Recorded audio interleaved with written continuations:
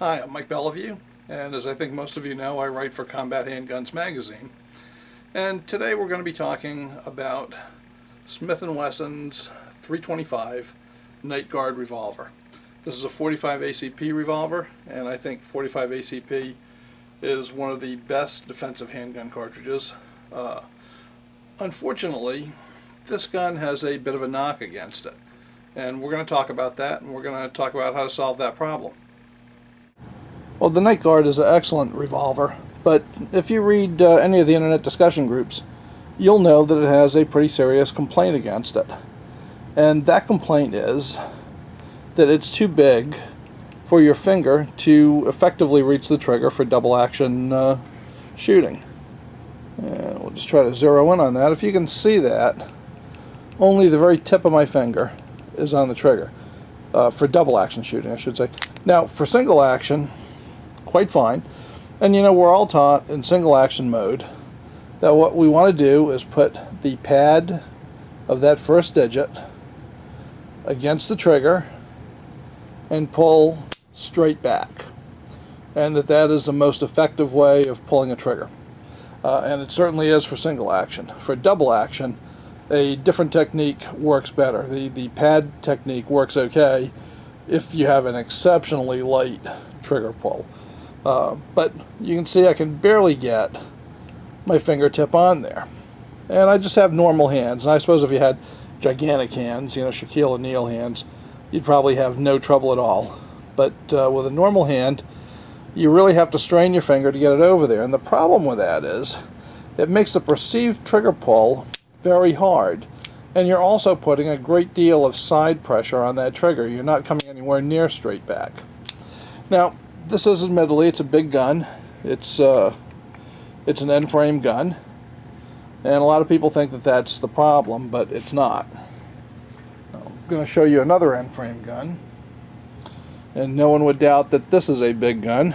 It's a 1917 Smith & Wesson, and it has the old style grips on it. But I'm going to show you, I can get my finger all the way in that trigger guard. All the way in. And in fact, the FBI, back in the days when they used double action revolvers, the technique that they taught was to get your finger in all the way up to that first joint.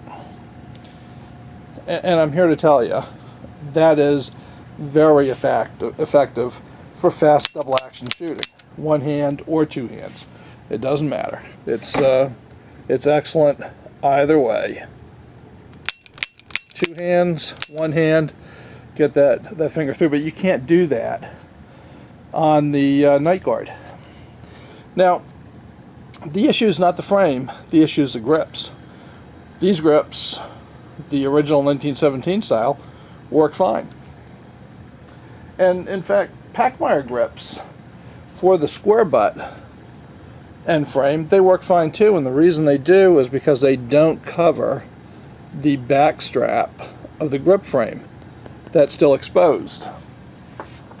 And that is exactly our problem on the Night Guard, is that these Pachmayr compact grips, which they look beautiful and they feel beautiful, they're good concealment, they stick in your hand, everything is excellent, but they should have left that back frame open.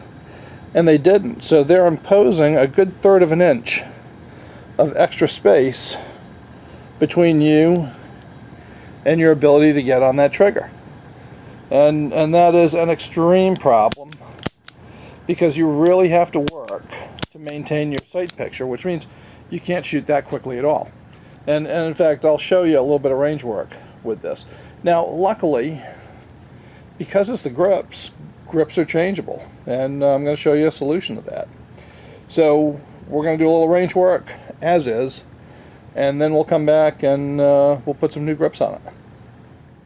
Alright, this was a range session with the factory Pachmayr grips, and as you'll see, I'm just fighting this trigger the whole way. I'm shooting slowly, I'm taking misses. I was really not happy with this by the time I was done.